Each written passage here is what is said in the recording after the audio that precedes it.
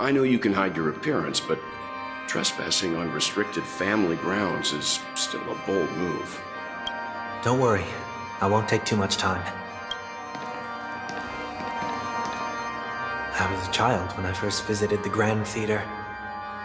I remember seeing the light behind the curtains from here, and believing it to be the morning star guiding me toward the land of the dreams. When I returned here many years later as the head of the Oak family, I finally learned that the light was actually a Stellaron.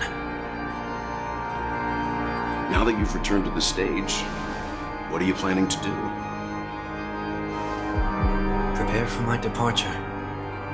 I've always believed that a person's starting point should also be his last stop. Have you ever seen the elderly at the end of their lives? As they welcome their final moments, they invariably raise their hands, stretching their arms into the emptiness. Much like how babies also stretch their arms into the air when they are first born. Humanity flaps their wings twice as they complete their journey. Once when they are born, and once when they die. In order to flap my own wings and soar again.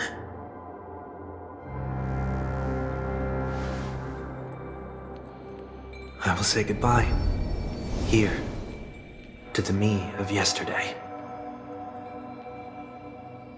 I really hate this face.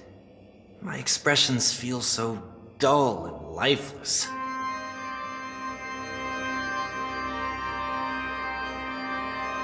I see. That explains why something always felt off about your appearance. The halo above your head that symbolizes the harmony, it's been missing since the moment we reunited. It's true that this ring was bestowed upon our people by the heavens. But that doesn't mean it can't be thrown away. While I was in the gallery of thoughts, at the entrance of the dream, I chose to completely sever the halo from myself. Why? I am a fugitive, after all. I must remove any chance of being detected by the family. Another reason is to feel pain. A pain like falling from the sky with broken wings that can keep me awake. This is how I can cast aside all the blessings of the harmony and the order and, for the first time in my life, enter the sweet dream as an ordinary person. Is that also how Mr. WONWEEK came into this world? No. You wouldn't believe the real story even if he told you. He was born from an accident, one that you're actually quite familiar with. It was that try not to laugh challenge. Quite embarrassing, to be honest. I was roaming around as an ordinary person when I unfortunately fell into that Pepeshi's trap. The prank that fragmented Miss Ting-Yun also divided my fragile self into two. Are you saying that he's a part of you? That's quite surprising given that you two look nothing alike. You could say he's another possibility of me. I too was once a child, with aspirations buried deep within. Over time, those childhood voices grew increasingly faint. Maybe, if I had made a small change in my childhood, I would have turned out to be exactly like him. What a pity, failing to become a better version of yourself. So, my final farewell will be like that of Miss Ting-Yun. I will perform a tuning on myself and return to my complete form. And this also means that WONWEEK will vanish for good. That's why I said this was the last stop. Is there a possibility that you will be the one who disappears? No. This is a foregone conclusion. But who's to say there won't be any changes? Maybe deep down, I'm also anticipating this possibility. Regardless of the outcome, you will have a witness.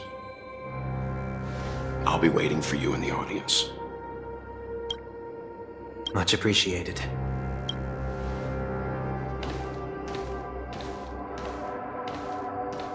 Now, shall we begin? Anticipating this possibility, you've really changed. In the past, you wouldn't have tolerated any noise at all. I'm about to embark on an unknown journey where it will be impossible to maintain my orderly life. I will have to navigate unexpected surprises, much like today. You're not ready at all, are you? I feel unsettled, maybe even scared. Ever since I left Penacony, I could no longer control everything. Don't flatter yourself. You can't control anything. But isn't that how it is for most people? My fear of the unknown may be a weakness, but your presence has shown me that surprises aren't always bad. Meeting you has been a great help to me, and I'm glad to have discovered this side of myself. I also feel grateful for the opportunity to tell you this in person.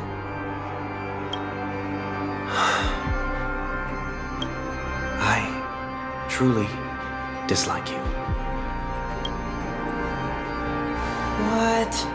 Are you sure you didn't mean the opposite? I must admit, many of your qualities strike a chord with me. There are times when I want to joke around, freely express my thoughts, or openly share my dislike of a person. Or my fondness. I want to tell her that I love all her songs. Then go for it, Sonny. You always talk about locking the bird in the cage, but you're the one who's trapped. Look at yourself. Besides discipline and hesitation, there's nothing else in your life.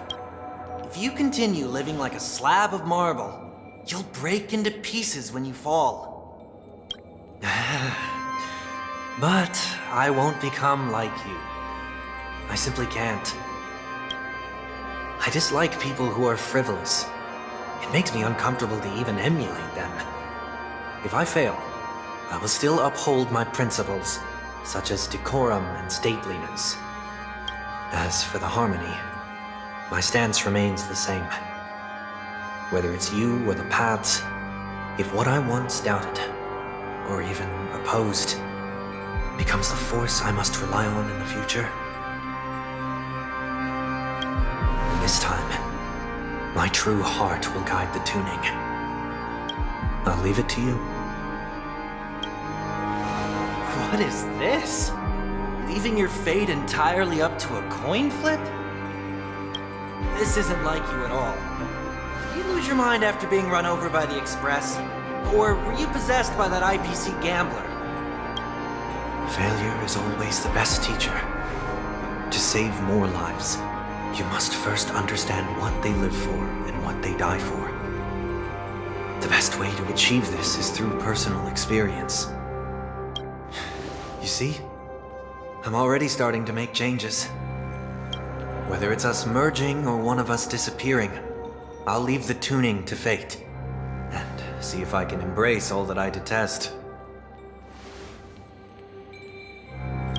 Only then will I truly be able to walk among the living, in their... But what if you can't do it? Well, that's out of my hands. It will just prove that I'm still the same person. The person who always disappoints his sister.